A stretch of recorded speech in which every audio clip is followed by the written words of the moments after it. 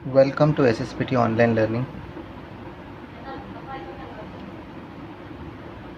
Standard 12th, Subject Accounts, Topic Final Account। हम लोगों ने पहले ही सीख लिया है कि फाइनल अकाउंट में हम लोग trading account, profit and loss account and balance sheet बनाते हैं।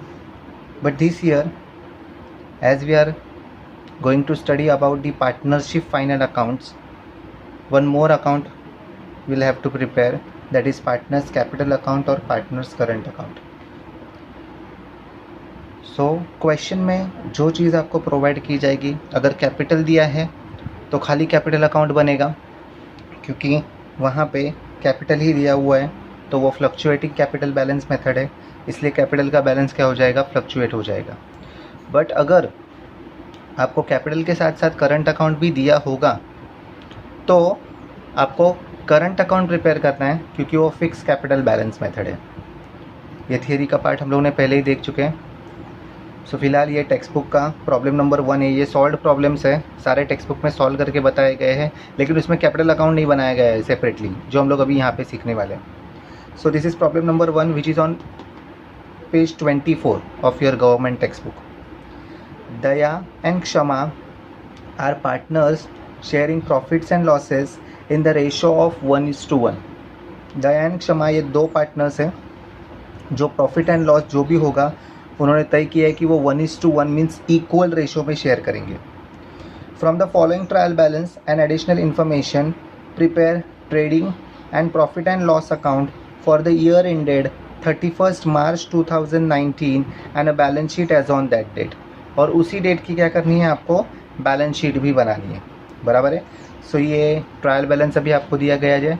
ये trial balance is nothing but the list of debit and credit balances. So trial balance as on 31 March 2019। Okay, so debit balances first हम लोग read करेंगे। अब ये देखो, ये ट्रायल बैलेंस है, ये सब लिस्ट डेबिट की है और ये सब लिस्ट क्रेडिट की है। तो अभी हम लोग यहाँ पे लिखने वाले हैं शॉर्ट में कि ये पर्टिकुलर आइटम कहाँ पे हम लोग पोस्ट करने वाले हैं।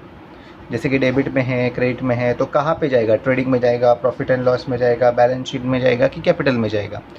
सो 1 by 1 I am going to explain you कि ये कहाँ पे पोस्ट किए जाएंगे। एंड शॉर्ट में मैं यहाँ पे लिखने वाला हूँ कि ये आइटम की पोस्टिंग कहाँ पे हो जाएगी। Okay, now debit balances, the very first item is stock. Stock 1/4/2018, please mark this date, 1/4/2018 है। और यहाँ पे देखो 31 मार्च 2019 है। इसका मतलब ये बात आप बिल्कुल ही ध्यान में रखो कि ये जो स्टॉक आपको दिया गया है ना, ये ओपनिंग वाला स्टॉक है, क्योंकि आपका ईयर चालू हो रहा है 1/4/2018 को और एंड हो रहा है 31 March 2019। This is the one financial year. So this stock will appear in trading account on debit side because all these are debit balances. Next is what? Bills receivable. Bills receivable मतलब ऐसे bills जिनके पास से पैसा आपको आना है, वो bill से पैसा आना है तो वो पैसा दिखाता है, इसलिए वो असेट में जाएगा। Next, wages and salaries. Wages and salaries, आप बोलोगे कि वेजेस एंड सैलरीज दो अलग अलग आइटम है। वेजेस जाता है ट्रेडिंग में और सैलरीज जाता है प्रॉफिट एंड लॉस में।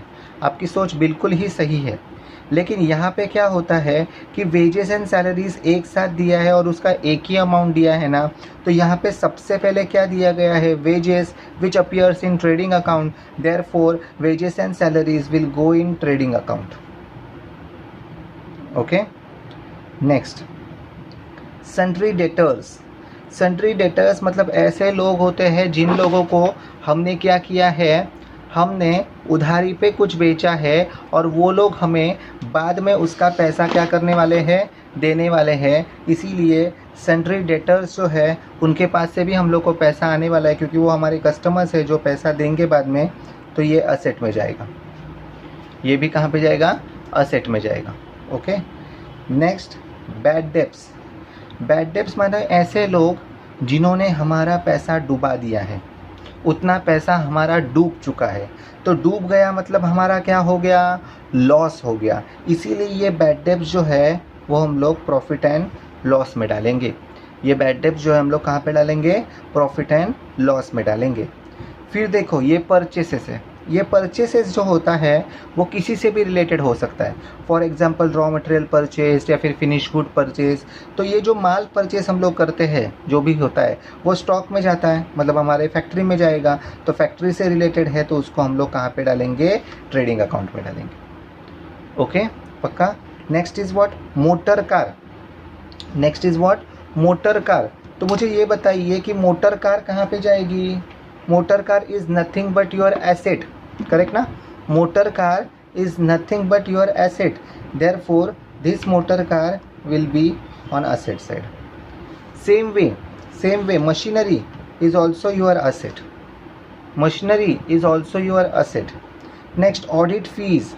अभी आपका बिजनेस का जो अकाउंट है उसको चेक करने के लिए आप क्या करते हो, बाहर से ऑडिटर को बुलाते हो, वो आपके सारे अकाउंट्स के बुक चेक करता है और फिर एक रिपोर्ट बनाता है। तो वो इतना मेहनत करता है तो उसके लिए उसका रिटर्न क्या, क्योंकि वो प्रोफेशनल पर्सन है तो उसको एक फ़ीस दी जाती है। So audit fees will be in profit and loss account. उसके बाद है सेल्स रिटर्न्स। हम लोगों ने कुछ माल सेल किया था, उसमें से अगर कस्टमर को पसंद नहीं आया तो वो लोग ने इतना रिटर्न कर दिया, तो सेल्स रिटर्न होता है। तो हमेशा ध्यान रखिए वो लेस करेंगे, कहाँ से, सेल्स से हम लोग क्या करने वाले हैं, लेस करने वाले हैं। Okay, next part is discount. Discount which is on debit side, therefore this discount will be profit and loss. हमने किसी को डिस्काउंट दिया तो हमारे लिए एक नुकसान होता है, लॉस होता है, तो ये प्रॉफिट एंड लॉस के डेबिट साइड में जाएगा। Now building, building is your asset, property, तो therefore it will be asset. Cash at bank, cash at bank, bank में आपका पैसा है, अकाउंट है, तो वो भी आपकी प्रॉपर्टी है, इसलिए वो असेट जाएगा। Next 10% investment, 10% investment. बताइए ये जो इन्वेस्टमेंट है 10% बताया गया है, तो यहाँ पे इसके ऊपर आपको ये इन्वेस्टमेंट, आपने पैसा इन्वेस्ट किया तो वो असेट में जाएगा। Next, advertisement paid for 9 months, advertisement paid for 9 months. देखो एडवर्टाइजमेंट का है तो वो प्रॉफिट एंड लॉस ऑफिस संभालता है, अपने प्रोडक्ट की ऐड करो, उसको ये करो वो करो। सो एडवर्टीजमेंट पेड फॉर 9 मंथ्स ना, तो ये एक हिडन एडजस्टमेंट हुई, क्योंकि हम लोग जो भी खर्चे करते हैं वो पूरे साल भर के लिए करते हैं। लेकिन यहाँ पे बोला गया है कि एडवर्टीजमेंट ये एक ऐसा खर्चा है जो आपने क्या किया है, खाली 9 मंथ्स के लिए पे किया है। So this advertisement is paid for only 9 months, therefore ये एडवर्टीजमेंट का हम लोग क्या करेंगे, ये एडवर्टीजमेंट है उसका हम लोग क्या करेंगे, ध्यान से बोलना। ये एडवर्टीजमेंट जाएगा प्रॉफिट एंड लॉस में, और ये 9 मंथ का है तो 3 मंथ का और देना बाकी है, तो इसके ऊपर हम लोग पहले से स्टार मार्क कर लेंगे क्योंकि ये एक हिडन एडजस्टमेंट है। ओके, उसके बाद है रॉयल्टीज़। रॉयल्टीज़ जाता है ट्रेडिंग में, वो ट्रेडिंग से रिलेटेड है, आपके रॉ मटेरियल परचेस वगैरह की रॉयल्टी उससे रिलेटेड होती है। That was about debit side. Now we are going to look at the credit side. सबसे पहले है general reserve. Any reserve, any fund is a liability. क्या बोला मैंने, एनी रिजर्व और any fund is a liability, so this general reserve will be on liability side. Okay, ये आपके 11th standard का नॉलेज है, बराबर है। ये जनरल रिजर्व क्या होता है, आपको लायबिलिटी साइड पे लिखना होता है। नेक्स्ट, कैपिटल, दया एंड क्षमा। कैपिटल, दया एंड क्षमा। अभी देखो ये दो पार्टनर्स हैं, तो अभी आपको क्या करना है, इन दोनों पार्टनर्स का हम लोग सेपरेट से क्या बनाएंगे, कैपिटल अकाउंट बनाएंगे। तो आप लिख लो यहाँ पे, सेपरेट से कैपिटल अकाउंट पे कौन से साइड में जाएगा, क्रेडिट साइड में जाएगा। After that creditors, creditors will be on liability side, creditors will be on liability side. Now RDD, it is given on credit side. RDD का फुल फॉर्म है reserve for bad and doubtful debts, reserve for bad and doubtful debts. तो ये एक reserve हम लोग ने create किया है कि हमारा इतना पैसा और डूब सकता है, तो इसीलिए इसको कहा जाता है ओल्ड RDD। और ये ओल्ड RDD है जो प्रॉफिट एंड लॉस में हम लोग एक फॉर्मेट लिखने वाले हैं, उसमें से क्या करेंगे, हम लोग सब्ट्रैक्ट कर देंगे। Okay, next is what, sales. Sales जाता है ट्रेडिंग अकाउंट में, सेल्स जाता है ट्रेडिंग अकाउंट में। ओके, वो क्रेडिट साइड है तो क्रेडिट साइड में ही जाएगा। आउटस्टैंडिंग वेजेस, देखो खाली वेजेस नहीं है, ओनली वेजेस होता तो हम लोग यहाँ पे देखो ट्रेडिंग अकाउंट में हम लोग ने डाला था, लेकिन ये आउटस्टैंडिंग वेजेस है, ये वेजेस का पैसा आपको देना है, तो देना है तो लायबिलिटी बन जाएगी, इसलिए वो लायबिलिटी में जाएगा। Next is purchase returns. Purchase return, ध्यान से सुनना, अगर परचेस रिटर्न आप बोल रहे हो तो हम लोगों ने किसी से माल परचेस किया होगा, तो वो माल हम लोग को अगर पसंद नहीं आया तो उसको हम लोग रिटर्न कर रहे हैं, तो ध्यान रखना सेल्स रिटर्न को जैसे हम लोग ने सेल्स से माइनस किया था, परचेस रिटर्न को हम लोग माइनस करेंगे परचेस से। छोटी छोटी बातें आपको ध्यान में रखनी चाहिए। And next one is discount. Next one is discount. ये डिस्काउंट अभी क्रेडिट साइड में दिया, देखो डेबिट साइड में भी था तो वो डेबिट साइड का डेबिट साइड में जाएगा और क्रेडिट साइड का प्रॉफिट एंड लॉस के क्रेडिट साइड में जाएगा। Okay, so that was about your trial balance. What we have done just now, we have just completed the postings. It means खाली लिखा है हम लोगों ने, एक्चुअल पोस्टिंग नहीं किया है। हम लोगों ने लिखा है कि कौन सा आइटम कहाँ पे जाएगा और एक ही हिडन एडजस्टमेंट हम लोग को मिला है एडवर्टीजमेंट का। ओके, उसके बाद हम लोग कंसिडर करने वाले हैं हमारे एडजस्टमेंट्स। सो एडजस्टमेंट्स क्या होते हैं, उनके इफ़ेक्ट्स क्या आते हैं। हर एक एडजस्टमेंट जो है, ध्यान से देखो, हर एक एडजस्टमेंट जो है, हर एक एडजस्टमेंट के दो इफ़ेक्ट आते हैं। हर एक एडजस्टमेंट के क्या होते हैं, दो इफ़ेक्ट आते हैं और उसके मार्किंग करने पड़ते हैं। तो सबसे पहला एडजस्टमेंट है क्लोजिंग स्टॉक विच इज़ 40,000। सबसे पहला एडजस्टमेंट है क्लोजिंग स्टॉक, उसका 40,000 है। तो ये जो स्टॉक होता है वो साल के अंत में जो हम लोग के पास माल बचता है ना, उसको हम लोग क्लोजिंग स्टॉक बोलते हैं।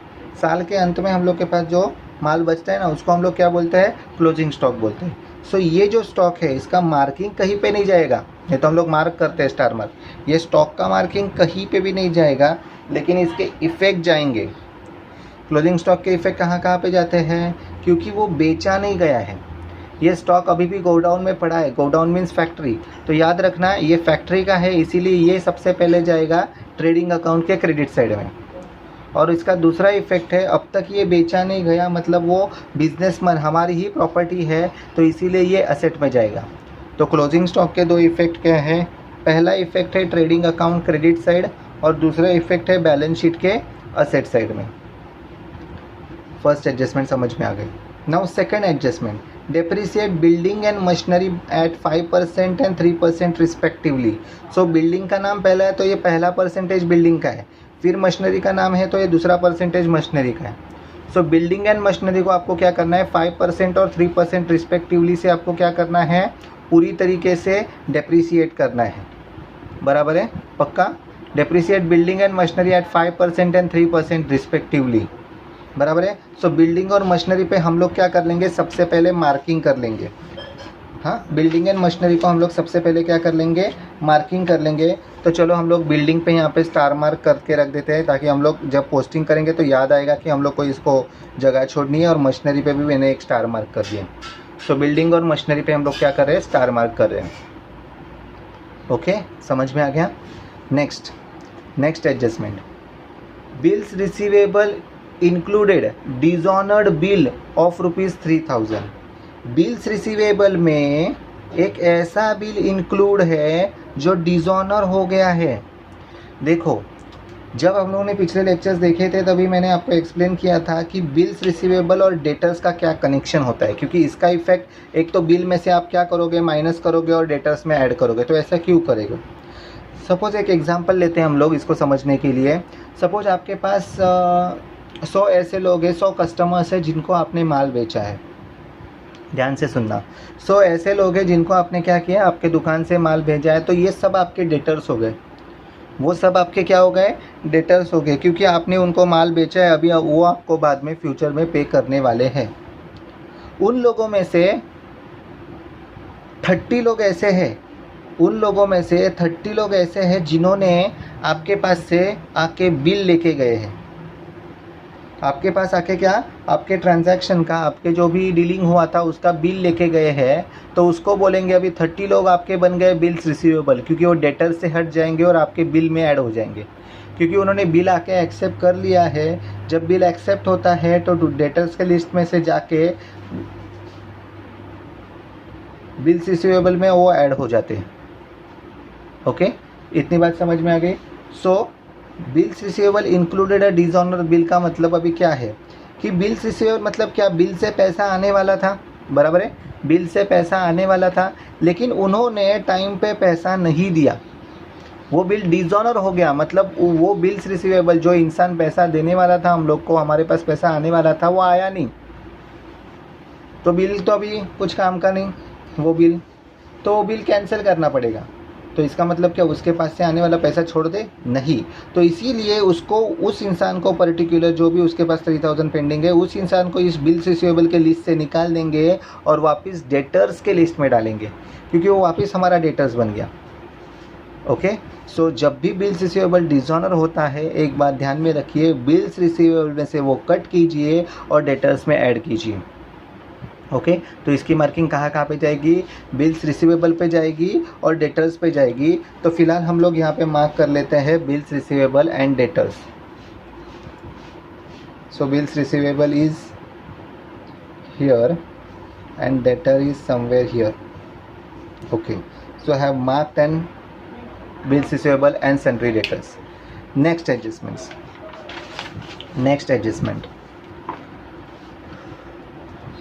Okay, goods of rupees 1000 taken by Daya for personal use was not entered in the books of accounts. ये जो 1000 की चीज़ें हैं, जो Daya is one of the partner, उसने क्या किया, अपने पर्सनल यूज़ के लिए लिया लेकिन बुक में एंटर करना भूल गए। जब भी कोई पार्टनर अपने पर्सनल यूज़ के लिए कोई चीज़ लेके जाता है तो ये बात ध्यान में रखना, वो ड्राइंग्स कहलाता है, उसको ड्राइंग्स कहते हैं। तो इसकी मार्किंग कहीं पे नहीं जाएगी, लेकिन इसके दो इफ़ेक्ट जाएंगे। फर्स्ट इफ़ेक्ट ध्यान रखना, ड्राइंग्स ऑलवेज डेबिट होता है, लेकिन इसका फर्स्ट इफ़ेक्ट जाएगा ट्रेडिंग अकाउंट के क्रेडिट साइड में, by goods taken over by Daya for personal use, तो वो ट्रेडिंग अकाउंट के क्रेडिट साइड में जाएगा। और दूसरा इफेक्ट इसका आएगा कैपिटल अकाउंट, जो अभी हम लोग नया बनाने वाले हैं, उस कैपिटल अकाउंट के डेबिट साइड में जाएगा, to goods taken over, that is drawings, and खाली दया के कॉलम में हम लोग लिखेंगे, क्योंकि कैपिटल अकाउंट जो होता है वो हम लोग 2 कॉलम बनाएंगे, लेकिन वो 2 कॉलम दया और क्षमा उनके नाम से होंगे, क्योंकि दया का कैपिटल अलग है और क्षमा का अलग है, तो उसके जैसा दया का ये ड्राइंग्स भी है।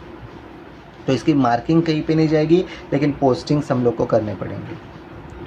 Next is what, write off rupees 1800 as bad debts and maintain RDD at 5% on sundry debtors. देखो, write off rupees 1800 as bad debts, bad debts क्या करो, 1800 और हम लोग के बैड डेब्ट्स हो गए। प्रॉब्लम में तो बैड डेब्ट्स दिए हुए थे, लेकिन वो बोल रहे हैं कि 1800 हमारे और बैड डेब्ट्स में आ गए, इसका मतलब और 1800 रुपये हम लोग का डूब गया। एंड आरडीडी हम लोग को मेंटेन करना है 5% ऑन डेटर्स, डेटर्स पे 5% आपको मेंटेन करना है। सो ये जो पर्टिकुलर एडजस्टमेंट है, ये डेटर्स में से भी 1800 हम लोग कट करेंगे और जो अमाउंट आएगा उसके ऊपर 5% निकालेंगे, तो ये डेटर्स पे भी एडजस्टमेंट जाएगा। और दूसरा इफेक्ट इसका हम लोग प्रॉफिट एंड लॉस में एक फॉर्मेट लिखते हैं, bad debts at further bad debts at new RDD, एक लाइन छोड़ के लेस ओल्ड आरडीडी, तो ये यहाँ पे भी इफेक्ट करेगा।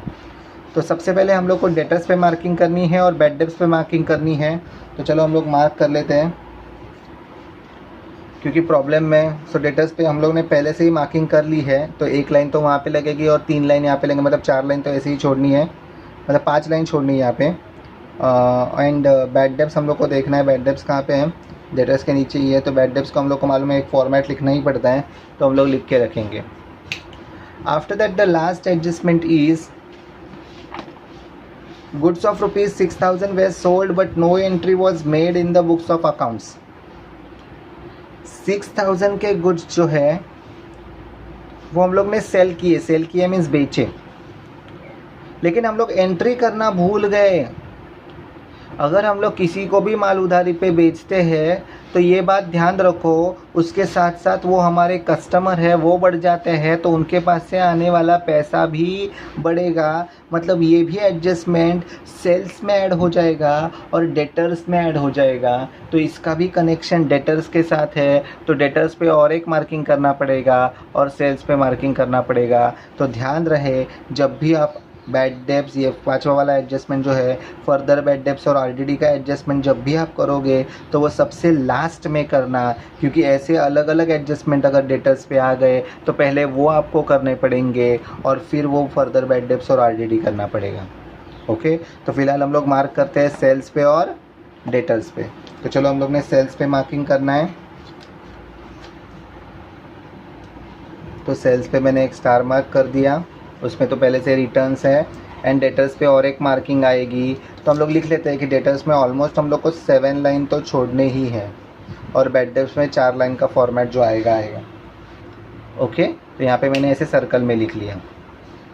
Okay, so that was about the problem, कि ये प्रॉब्लम कैसे पोस्ट करेंगे हम लोग और फिर इसके एडजस्टमेंट्स को हम लोग स्टार मार्क कैसे करने वाले हैं। तो ये सारी बातें अभी यहाँ तक तो क्लियर हो गई है। ओके, इसके बाद अभी हम लोग इसको सॉल्व करने वाले हैं। तो हम लोग इसको कैसे सॉल्व करने वाले हैं, तो इसके लिए हम लोग को trading account, profit and loss account, एक छोटा सा capital account and balance sheet, इसका रूलिंग करके रखना ज़रूरी है। तो यहाँ पे रूलिंग करके रख दिया गया है। अगर आप देखोगे ध्यान से तो आपको दिखेगा कि यहाँ पे क्या दिया गया है। तो देखिए अभी आपको यहाँ पे दिख रहा है सॉल्यूशन इस प्रॉब्लम का। In the books of Daya and Kshama, trading and profit and loss account for the year ended 31 March 2009, debit side DR and this CR। ये इंपॉर्टेंट है लिखना दोनों साइड पे। और यहाँ पे देखो ये दो साइड यहाँ पे बनाए गए हैं, ये है डेबिट साइड और ये है credit side. So particulars amount rupees, amount rupees, particulars amount rupees, amount rupees. So ये पूरा जो पेज है तो इतना सा हम लोग एक ट्रेडिंग अकाउंट के लिए रखेंगे और यहाँ से आगे हम लोग profit and loss account continue करने वाले हैं। उसके बाद है नेक्स्ट पेज पे एक छोटा सा, ध्यान देना, एक छोटा सा पार्टनर्स कैपिटल अकाउंट हम लोग बनाने वाले हैं जिसमें भी डेबिट और क्रेडिट साइड होंगे। पर्टिकुलर्स ये दया के लिए कॉलम होगा और ये क्षमा के लिए कॉलम होगा। सेम ऑन क्रेडिट साइड ये दया के लिए कॉलम होगा और एक क्षमा के लिए कॉलम होगा। उसके बाद है बैलेंस शीट। ये बैलेंस शीट आपको ये बनानी पड़ती है, तो ये एक अकाउंट नहीं है, ये एक स्टेटमेंट है, इसीलिए यहाँ पे डेबिट क्रेडिट नहीं लिखना है। So balance sheet as on 31 March 2009, this is your liability side, amount rupees, amount rupees, this is the asset side, amount rupees, amount rupees. अभी हम लोग वो प्रॉब्लम को पूरी तरीके से कोशिश करेंगे कि सॉल्व करने की, ताकि जो जो इफ़ेक्ट है एडजस्टमेंट्स के वो भी हम लोग दे सकें। सबसे पहले हम लोग ये कोशिश करेंगे कि ये सारे जो आइटम्स है उनको हम लोग पोस्ट करेंगे। जहाँ जहाँ पे स्टार मार्क है तो वहाँ पे हम लोग उनके लिए जगह छोड़ेंगे। सो डेबिट बैलेंस से हम लोग स्टार्ट करते हैं। सबसे पहले है स्टॉक जो जाता है ट्रेडिंग अकाउंट में। सो चलो हम लोग स्टॉक की पोस्टिंग कर लेते हैं। This is our trading account, correct, this is our trading account. So on trading account debit side, first of all I am going to write 2 opening stock. तो ये जो कुछ नाम होते हैं वो फिक्स होते हैं। उसके बाद में होता है 2 परचेज, उसके बाद में होता है लेस रिटर्न्स, तो परचेज में से रिटर्न लेस करना होता है। नेक्स्ट यहाँ पे अभी आपके पास है बाय सेल्स। उसके बाद में कुछ हम लोग ने 6th वाला एडजस्टमेंट पढ़ा था अनरिकॉर्डेड सेल्स के बारे में, तो ये भी आपको क्या करना है, याद रखना है कि अनरिकॉर्डेड सेल्स है इस प्रॉब्लम में। फिर वो अनरिकॉर्डेड सेल्स उसमें ऐड करने के बाद एक लाइन में यहाँ पे आंसर आएगा।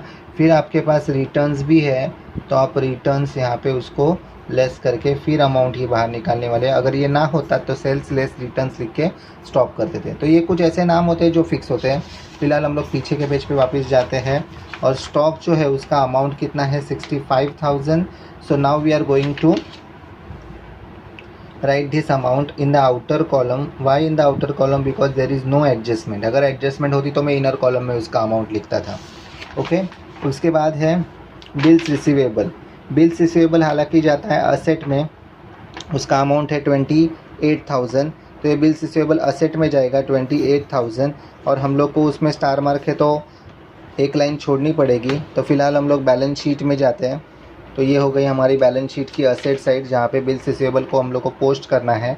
सो हम लोग बिल्स रिसीवेबल, ओके, ये है इनर कॉलम, ये है आउटर कॉलम। तो हम लोग इनर कॉलम में इसको लिखने वाले क्योंकि इस पर क्या था, एडजस्टमेंट था। अमाउंट था बिल्स रिसीवेबल का कितना 28,000. So we are going to write 28,000 in the inner column. Okay. Next item is wages and salaries will be in trading account, which is 9,000 only, which is 9,000 only. So wages and salaries है trading में. तो चलो हम लोग trading account का account open किए. 2 wages and salaries,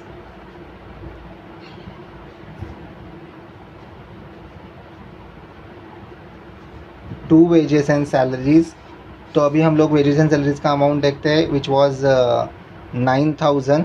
correct. Trading account, उस पर कोई एडजस्टमेंट नहीं था. तो ये 9,000 हम लोग क्या करेंगे, आउटर इसमें डाल देंगे. ओके, इतना समझ में आ गया. उसके बाद है नेक्स्ट आइटम सैंड्री डेटर्स. याद रखना उसके लिए 7 लाइन छोड़ना है. एंड सैंड्री डेटर्स असेट में जाता है 1,32,500. 1,32,500. तो हम लोग असेट साइड पे आते हैं. असेट साइड पे सबसे पहले हम लोगों ने बिल्स रिसीवेबल लिख के रखा है, उसको भी 1 लाइन छोड़ना है, ध्यान रखना. सो उसके बाद में जाएगा डेटर्स. डेटर्स का अमाउंट हम लोग इनर कॉलम में लिखने वाले हैं. एंड उसका अमाउंट है 1,32,500. तो ध्यान से आप लिखो यहाँ पे 1,32,500. तो आपको 7 लाइन्स लीव करना है. सो 1 2 3 4 5 6 7. उसके बाद मैं यहाँ पे डॉट डाल के रख रहा हूँ, क्योंकि ये जो लाइन है यहाँ से हम लोग का नेक्स्ट आइटम चालू होगा. यहाँ से आपका क्या हो जाएगा, नेक्स्ट आइटम चालू हो जाएगा. याद रखना कि ये लाइन्स हम लोग ने छोड़े, तो यहाँ से अगर एग्ज़ाम की गड़बड़ी में आकर यहाँ से ही लिख दिया तो ये पूरा फॉर्मेट आपका वेस्ट हो जाएगा, क्योंकि आपको इतनी जगह छोड़ के यहाँ से आगे चालू करना है. सो डेटर्स के बाद का हमारा नेक्स्ट आइटम है बैड डेब्ट्स की, जो प्रॉफिट एंड लॉस का आइटम है. बराबर है. बैड डेब्ट जो प्रॉफिट एंड लॉस का आइटम है. सो बैड डेब्ट्स को हम लोग ने देखा स्टार मार्क है और उसका अमाउंट है 1,000. तो बैड डेब्ट्स पे हम लोग को 4 लाइन का एक फॉर्मेट लिखना पड़ता है.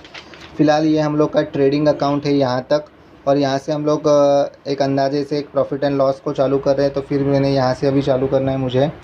सो यहाँ पे मैं लिखूँगा 2 बैड डेब्ट्स, और बैड डेब्ट्स का अमाउंट है 1,000. Therefore I record it on inner column 1,000. उसके बाद मैं ये फॉर्मेट लिख के ही रखता हूँ, क्योंकि आने वाला है फर्दर बैड डेब्ट्स आएगा तब उसका अमाउंट लिख दूँगा. फिर आता है न्यू RDD, ये भी आएगा तब मैं उसका क्या कर दूँगा, अमाउंट लिख दूँगा. And than less old RDD, ये प्रॉब्लम में दिया हुआ है. देखिए ये जो फॉर्मेट है वो आपको लिख के रखना है. बैड डेब्ट्स फिलहाल हम लोग को 1,000 मिल गया, इसलिए 1,000 लिख लिया. ये फर्दर बैड डेब्ट्स और न्यू RDD जो होता है, ये दोनों एडजस्टमेंट में होते हैं, जिसका पहले हम लोग डेटर्स में इफेक्ट डालेंगे और फिर उसका अमाउंट उठा के यहाँ पे लिख देंगे ये दोनों का. फिर 1 2 एंड 3 ये तीनों को ऐड करके उसका अमाउंट हम लोग यहाँ पे लेने वाले हैं. यहाँ पे अमाउंट जो आएगा उससे हम लोग ओल्ड RDD जो प्रॉब्लम में दिया है उसको माइनस करके फिर यहाँ पे लेने वाले हैं. ओके. और फिर जो अमाउंट आएगा वो बाहर आ जाएगा. ओके. सो फिलहाल के लिए बैड डेब्ट्स था और ये फॉर्मेट था, तो हम लोग ने ये फॉर्मेट लिख दिया. Next item is purchases which is in trading account 1,48,000. So purchases trading account में हम लोग ने लिख के रखा है. Amount was 1,48,000. सो परचेस का अमाउंट मैं इनर में लिख रहा हूँ. आप बोलोगे उसको स्टार मार्क नहीं तो इनर में क्यों लिखा. परचेस एंड सेल्स हमेशा आप इनर में लिखो, क्योंकि उसके साथ उसके रिटर्न्स होते हैं, ताकि वो आपको क्या करने होते हैं, सबट्रैक्ट करने होते हैं, इसीलिए उसको इनर में लिखा जाता है. Next item is motor car. Motor car पे कुछ स्टार मार्क नहीं है, 68,000. सो मोटर कार असेट का आइटम है. तो असेट में हम लोग अभी जाएंगे. असेट में ध्यान से डेटर्स है, गड़बड़ी में यहाँ पे मत लिख देना. हम लोग को इतने यहाँ पे लिखना है, लाइन छोड़नी है. सो हम लोगों ने मोटर कार देखा. मोटर कार पे कुछ भी एडजस्टमेंट नहीं था, तो उसका अमाउंट डायरेक्टली आउटर कॉलम में जाएगा, which is 68,000. After that next item is what, machinery. Star mark है, देखो इसको, मतलब इसके ऊपर कुछ एडजस्टमेंट है. 1,14,800 वो उसका अमाउंट है. तो मशीनरी हम लोग क्या करने वाले हैं, बैलेंस शीट के असेट साइड में जाएगा. देखो बैलेंस शीट के असेट साइड में जाएगा. सो मशीनरी, और इसके ऊपर एडजस्टमेंट है, इसलिए उसका अमाउंट जो है वो हम लोग इनर कॉलम में लिखने वाले हैं. सो वो जो जाएगा 1,14,800. 1,14,800 पे जाएगा. आफ्टर दैट हम लोग के पास नेक्स्ट आइटम है ऑडिट फीस. देखो ऑडिट फीस है P&L में, बराबर ना, प्रॉफिट एंड लॉस में जाता है 1200। तो हमारा प्रॉफिट एंड लॉस तो हम लोग यहाँ पे कंटिन्यू कर रहे हैं, बराबर है। तो ये इसके बाद हम लोग को लिखना पड़ेगा टू ऑडिट फीस, इसके ऊपर एक भी स्टार मार्क नहीं है, तो इसका जो भी अमाउंट होगा यहाँ पे 1200 हम लोग को दिख रहा है, बराबर है। सो उसका जो भी अमाउंट होगा वो हम लोग ऐसे आउटर में डाल देंगे, ओके। उसके बाद है सेल्स रिटर्न्स। सेल्स रिटर्न्स, हम लोग सेल्स रिटर्न क्या करेंगे, सेल्स से माइनस करेंगे। सेल्स से क्या करेंगे, माइनस करेंगे। और सेल्स से कौन सा अमाउंट माइनस करने वाले हैं, 2000। तो सबसे पहले हम लोग सेल्स में जाएंगे। चलो हम लोग सेल्स में जाते हैं। सेल्स का तो अमाउंट अब तक आया नहीं, अनरिकॉर्डेड सेल्स एडजस्टमेंट में रिटर्न्स का अमाउंट आ गया। रिटर्न्स का अमाउंट है 2000। सो मैं यहाँ पे खाली ये 2000 लिख के रख रहा हूँ, बस, बाकी कुछ नहीं, मैंने लिख के रखा। जब आएंगे तब सब्ट्रैक्ट करेंगे और आगे लिखेंगे, ओके। उसके बाद हम लोग के पास है discount which is in profit and loss 2300 inner column. So discount मैंने क्या कर दिया, इधर लिख लिया ऑडिट फीस के नीचे, नो एडजस्टमेंट। डिस्काउंट का अमाउंट देख लो वापस एक बार, 2300। सो डिस्काउंट का अमाउंट जो है वो आउटर कॉलम में जाएगा 2300, ओके। उसके बाद है बिल्डिंग असेट में जाएगा 75,000। स्टार मार्क है तो उसके लिए एक जगह छोड़ेंगे। तो चलो हम लोग असेट साइड में जाते हैं। मशीनरी के लिए एक जगह छोड़नी थी, सो बिल्डिंग के लिए भी एक जगह छोड़नी है। तो ध्यान से, बिल्डिंग के लिए आपको एक जगह जो छोड़नी है उसका अमाउंट है 75,000। So this building you are going to record in the inner column 75,000, okay. Next item is cash at bank. Cash at bank, तो कैश एट बैंक है तो 12,000, बराबर है। कैश एट बैंक है 12,000। तो ये याद रखना, अगर ये 12,000 कैश एट बैंक है तो आपको क्या करना है, ये एसेट है तो आपको एसेट में लिखना है,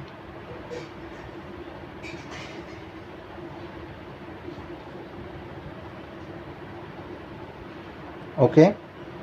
समझ में आया पक्का। कैश एट बैंक कहाँ पे होगा, 12,000 यहाँ पे आ जाएगा। फिर उसके बाद है हम लोग के पास 10% इन्वेस्टमेंट। इन्वेस्टमेंट जाता है एसेट में, 20,000 उसका अमाउंट है, सो वो भी एसेट में ही जाएगा। 10% इन्वेस्टमेंट, सो 20,000 का इन्वेस्टमेंट है, वो हम लोग ने डाल दिया। उसके बाद है एडवर्टीज़मेंट, प्रॉफिट एंड लॉस। उसके ऊपर स्टार मार्क है क्योंकि ये 9 मंथ्स का जानबूझ के दिया हुआ है, तो 3 महीने का बाकी है पेड करना। Amount is 4,500। तो एडवर्टीज़मेंट हम लोग कहाँ पे लिखेंगे, डेबिट साइड में लिखेंगे। तो चलो हम लोग यहाँ पे लिखते हैं टू एडवर्टीज़मेंट, इनर में लिखना पड़ेगा 4,500 क्योंकि इसके ऊपर कुछ तो हिडन एडजस्टमेंट दिया गया है। नेक्स्ट है रॉयल्टीज़, ट्रेडिंग में जाएगा 3,000। सो चलो रॉयल्टीज़ को लिखते हैं 3,000। There is no adjustment, so I will record the amount in the outer column. That was about debit side. We have completed the posting of the debit side. Now we are going to move toward the credit side. The first of all, general reserve. See, this general reserve will be on liability side. Okay, 14,500. So now first time we are going to record something on liability side, but liability side always starts with our capital accounts. I'm just underlining this word. So it will be Daya and Kshama and putting a line. I'm not going to post any amount over here because whenever we'll complete this capital account, इसका जो balance आएगा वो हम लोग यहाँ पे record करने वाले हैं, ओके। सो नेक्स्ट हम लोग के पास था जनरल रिजर्व। सो मैं क्या कर दूँगा, जनरल रिजर्व यहाँ पे एक सा सेपरेट आइटम लिख दूँगा और वो जनरल रिजर्व का अमाउंट था 14,500. So I am going to record 14,500 in the outer column because there is no adjustment. Okay. Next creditors है हम लोग के पास, नहीं कैपिटल है दया एंड क्षमा का अलग से है, देखो क्रेडिट बैलेंस है ये, दया और क्षमा का अलग से कैपिटल दिया गया है 1,60,000 एंड 1,20,000। सो दिस कैपिटल, ये जो कैपिटल है वो हम लोग को रिकॉर्ड करना है दया और क्षमा का, तो क्रेडिट साइड में जाएगा। तो चलो दया और क्षमा का कैपिटल देखो, ये कैपिटल अकाउंट है, ये डेबिट साइड है और ये क्रेडिट साइड है। सो यहाँ पे कैपिटल अकाउंट जो होगा वहाँ पे आप लोग लिखेंगे बाय बैलेंस ब्रॉट डाउन, दया के कॉलम में आएगा 1,60,000 और क्षमा के कॉलम में आएगा 1,20,000। 1,60,000 और 1,20,000 दया और क्षमा का हम लोग ने रिस्पेक्टिवली लिख दिया। हाँ, उसके बाद में है क्रेडिटर्स 98,000, ये भी लायबिलिटी है। सो हम लोग क्रेडिटर्स पे लिख देंगे no adjustment therefore in the outer column. उसके बाद है RDD, आ गया RDD, old RDD which is 1,800 which is given in the question itself. So ये ओल्ड RDD, जब क्रेडिट साइड में कौन सा भी RDD वर्ड आता है तो उसको ओल्ड RDD कहते हैं 1,800। तो ये 1,800 याद है हम लोग ने ओल्ड RDD कहाँ पे तो लिख के रखा है, ये एक बैड डेब्ट्स का फॉर्मेट हम लोग ने लिखा था। तो देखो यहाँ पे ओल्ड RDD है, तो इस ओल्ड RDD का अमाउंट यहाँ पे आप 1,800 क्या करो, लिख के रखो इनर में। ओके, इसका एक ही पोस्टिंग। फिर उसके बाद है next item is sales, star mark है, सेल्स इज़ 2,85,500। तो सेल्स तो जाता है ट्रेडिंग अकाउंट के क्रेडिट साइड में। तो चलो हम लोग सेल्स के ऊपर जाते हैं। अभी फ़िलहाल हम लोग को खाली सेल्स का अमाउंट मिला 2,85,500। I have recorded in the inner column because वहाँ पे कुछ एडजस्टमेंट्स हैं। Okay, sales we have recorded. Next item is outstanding wages 700, which is directly on liability side because it is outstanding wages, we'll have to pay. So 700 we are going to post this on liability side. So we are on liability side, outstanding wages 700, outstanding wages 700. Okay, got it.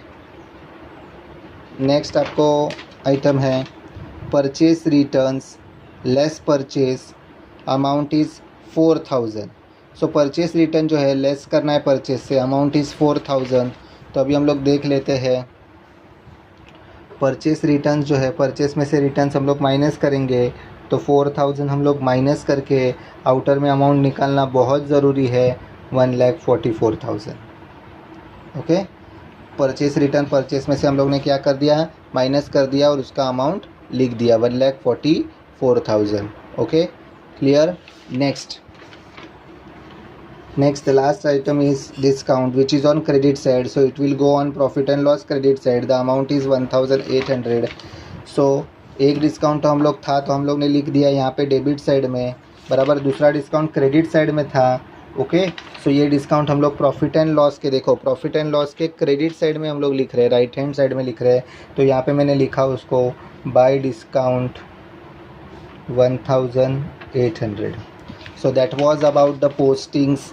ये सारे postings हम लोगों ने अभी कर दिए। Trial balance में जो भी कुछ आता है उसका खाली एक ही बार पोस्टिंग जाता है। तो ये सारे आइटम्स हम लोग ने एक बार पोस्ट कर दिए। जहाँ जहाँ पे एडजस्टमेंट था वहाँ पे हम लोग ने लाइंस छोड़े उस एडजस्टमेंट्स को करने के लिए। So now we are going to do that adjustments and their two effects. Adjustments करते हैं, उनके एक एक इफ़ेक्ट जो है वो देख लेते हैं क्या क्या इफ़ेक्ट आएंगे। The very first adjustment is closing stock, सबसे easy adjustment. Closing stock of ₹40,000। तो मैंने आपको पहले भी बता चुका हूँ कि ये जो क्लोजिंग स्टॉक होता है वो हमारे स्टॉक से रिलेटेड है, बराबर है। तो ये गोडाउन में है तो सबसे पहले ट्रेडिंग अकाउंट के क्रेडिट साइड में जाएगा। ओके, एंड दूसरा इफ़ेक्ट इसका, जब तक ये बेचा नहीं जाता है ये हमारी प्रॉपर्टी है इसलिए ये एसेट में भी जाएगा। तो इसके दो इफ़ेक्ट्स देख लो। सबसे पहला इफ़ेक्ट यहाँ पे जाएगा क्लोजिंग स्टॉक का, हम लोग लिखेंगे यहाँ पे क्या, by closing stock, trading account के क्रेडिट साइड में जा रहा है बाय क्लोजिंग स्टॉक। उसका अमाउंट था कितना, 40,000। So this closing stock I am going to record on trading account credit side. यहाँ पे मैंने रिकॉर्ड किया है।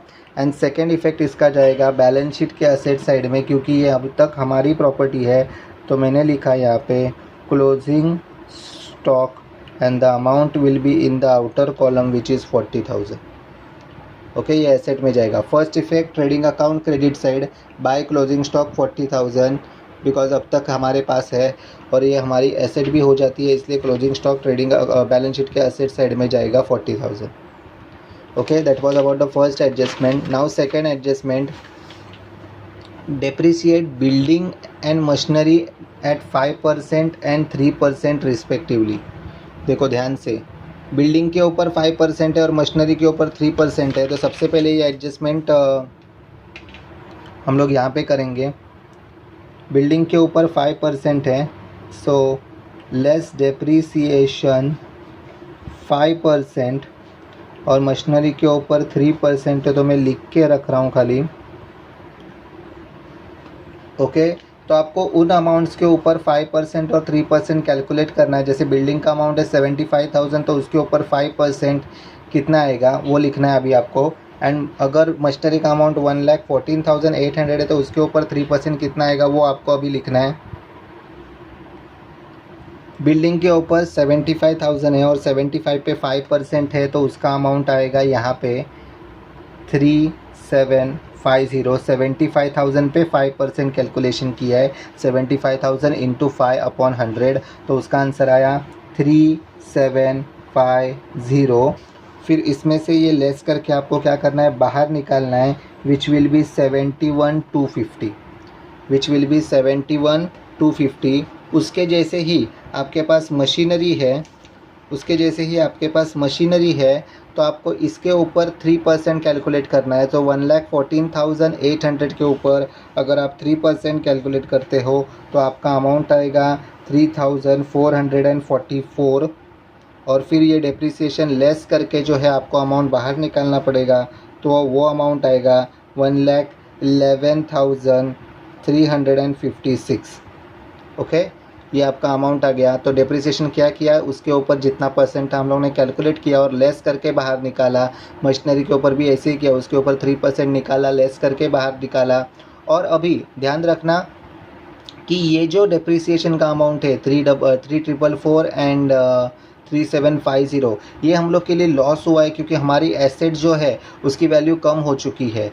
तो इसीलिए हम लोग को क्या करना है कि ये जो लेस वाले वैल्यूज़ है ये हम लोग क्या करेंगे, लॉस हुआ है तो प्रॉफिट एंड लॉस के डेबिट में डालेंगे। तो यहाँ पे देखो, एडवर्टीजमेंट के बाद हम लोग ने जगह छोड़ी है, एक तो जगह छोड़नी है, उसके बाद हम लोग को लिखना है टू डेप्रीसिएशन ऑन, फिर अंडरलाइन करूँगा क्योंकि ये मेन हेडिंग है। डेप्रिसिएशन हम लोग ने किस किस का निकाला, बिल्डिंग का निकाला। बिल्डिंग का अमाउंट आया था हम लोग का 3,750 एंड एक और आइटम था मशीनरी, तो मशीनरी का भी हम लोग ने डेप्रिसिएशन निकाला विच इज़ 3,444। बराबर है। याद रखना, जो अमाउंट हम लोग क्या करते हैं, सब्ट्रैक्ट करते हैं ना, उसी को लेना है। मतलब जो अंदर वाला इफेक्ट होता है ना, उसी को हम लोग को लेना होता है, ये याद रखो। देखो, हम लोग बाहर वाला अमाउंट नहीं लेंगे, गलती से ऐसे हो जाता है कभी कभी। जो हम लोग को डेप्रिसिएशन का अमाउंट होता है ना, अंदर जो हम लोग कैलकुलेट करके निकालते हैं, इन्हीं अमाउंट के दूसरे इफेक्ट जाते हैं हमेशा। तो ये अमाउंट का दूसरा इफेक्ट देखो हम लोग ने दिया है 3,750 एंड 3,444। अभी इनकी टोटल करके हम लोग को बाहर लिखना है विच इज़ 7,194, विच इज़ 7,194। तो ये आ गया आपका डेप्रिसिएशन का इफेक्ट। उसके बाद में नेक्स्ट है bills receivable included dishonoured of a bill of ₹3,000। तो बिल्स रिसीवेबल के पास क्या है, डिजॉनर हो गया है बिल 3,000 का। तो अभी आप क्या करोगे, ध्यान से, तो अभी आपको बिल्स रिसीवेबल डिजॉनर हो गया है, तो ये अमाउंट आपको बिल में से निकालनी पड़ेगी। तो सबसे पहले लेस हम लोग बिल्स में से करेंगे। सो लेस डिजॉनर्ड बिल 3,000, तो इसको बिल में से निकाल देंगे, अमाउंट आएगा 25,000। और दूसरा इफेक्ट डेटर्स में ऐड करना पड़ेगा, डिसऑनर्ड बिल। सो डेटर्स में हम लोग इसको ऐड करेंगे और उसका अमाउंट जो है वो हम लोग ऐड करके यहाँ पे ऐसे नीचे लिख देंगे, क्योंकि अभी तक इसके ऊपर बहुत सारा एडजस्टमेंट्स बाकी है, बराबर है। अभी तक इसके ऊपर क्या बहुत सारा एडजस्टमेंट्स बाकी है। तो सबसे पहले बिल्स रिसीवेबल क्या था, मैंने एक्सप्लेन किया था पूरा। इसको बिल्स में से लेस करेंगे और डेटर्स में ऐड करेंगे। रीज़न आपको पता है, क्योंकि वो इसके लिस्ट में से निकाल के ये लिस्ट में बढ़ जाते हैं। सो ये दो इफेक्ट यहाँ के यहाँ ही एडजस्ट हो जाएंगे। ओके, बिल्स रिसीवेबल रीजन का मतलब बिल्स रिसीवेबल में से माइनस करो और डेटर्स में ऐड करो। Next adjustment, goods of ₹1000 taken by Daya for personal use was not entered in the books of account. तो 1000 के गुड्स दया ने पर्सनल यूज़ के लिए लिए और उसको हम लोगों ने क्या नहीं किया, बुक्स में रिकॉर्ड करना भूल गए। तो जब भी कोई पर्सनल यूज़ के लिए लेता है तो उसको ड्राइंग्स कहा जाता है। सो वो ड्राइंग्स हम लोग सबसे पहले रिकॉर्ड करेंगे ट्रेडिंग अकाउंट के क्रेडिट साइड में। तो यहाँ पे हम लोग लिखेंगे by goods taken over by Daya for personal use. So उसने 1000 के गुड्स लिए, इसलिए मैंने 1000 अमाउंट लिखा। और ये खाली दया ने ही लिए हैं, तो ये दया का पर्सनल हो गया। तो इसलिए हम लोग के पास अभी उनका पर्सनल कैपिटल अकाउंट है। तो हम लोग यहाँ पे कैपिटल अकाउंट में क्या करेंगे, डेबिट साइड में, because drawings is always debited. So debit side में हम लोग लिखेंगे टू गुड्स टेकन ओवर 1000। खाली दया ने लिए, क्षमा ने कुछ नहीं लिया, तो क्षमा के कॉलम में डैश। दया ने लिए तो दया के कॉलम में खाली 1000, क्षमा के कॉलम में dash. Okay, next adjustment is adjustment number 5। लेकिन हम लोग ने पढ़ा था कि 6th वाला भी डेटर्स पे है और ये RDD वगैरह है, तो हम लोग 5th वाला लास्ट में करेंगे, पहले 6th वाला करेंगे। Okay, so goods of ₹6000 were sold but no entry was made in the books of account. 6000 के गुड्स हम लोग ने बेचे लेकिन लिखना भूल गए। तो हम लोग बेचते हैं तो हमारे कस्टमर्स बढ़ जाते हैं, इसका मतलब हमारे डेटर्स बढ़ जाते हैं। तो हम लोग को इसका इफेक्ट डेटर्स में भी पहले दिखाना पड़ेगा, इसलिए हम लोग ने 5th वाला पेंडिंग रखा, क्योंकि वो राइट ऑफ हम लोग सबसे लास्ट में करेंगे।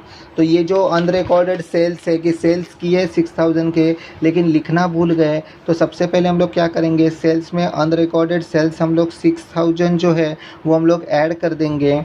ऐड करने के बाद यहाँ पे आ जाएगा 2,91,500, बराबर है 2,91,500। और उसमें से आपको रिटर्न्स भी क्या करने हैं, लेस करने हैं। तो इसमें से 2000 लेस करके 2,89,500 ये आप आउटर में लिख दोगे। ये आपका सेल्स का कैलकुलेशन पूरा हो गया।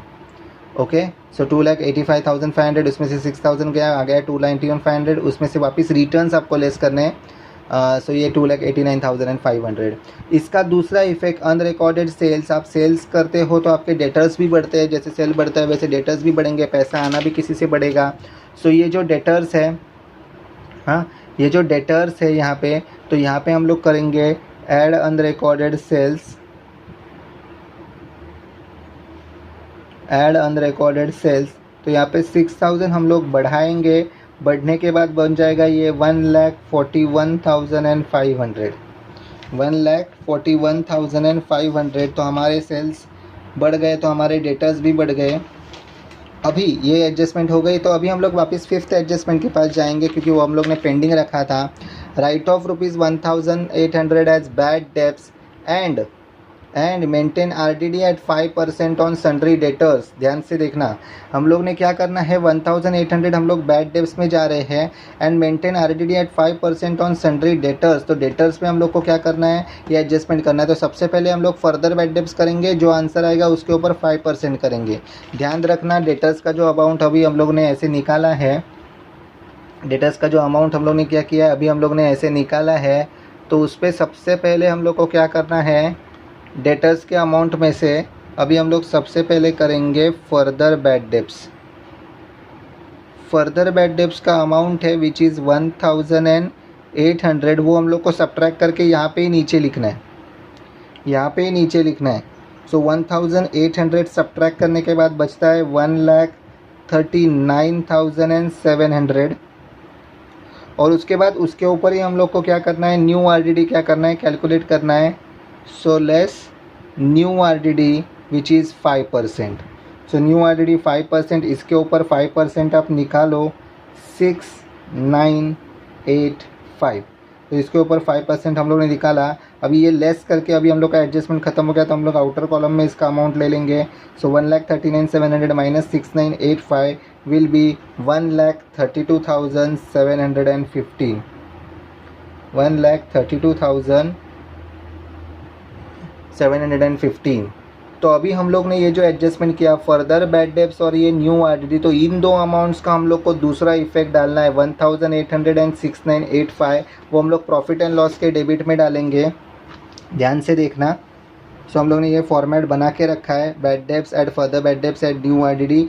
सो बैड डेब्ट्स तो हम लोग के पास थे, फर्दर बैड डेब्ट्स थे 1,800, न्यू आरडीडी अभी हम लोगों ने यहाँ पे निकाला, डेटस में कैलकुलेशन करके निकाला हम लोग ने 6,985।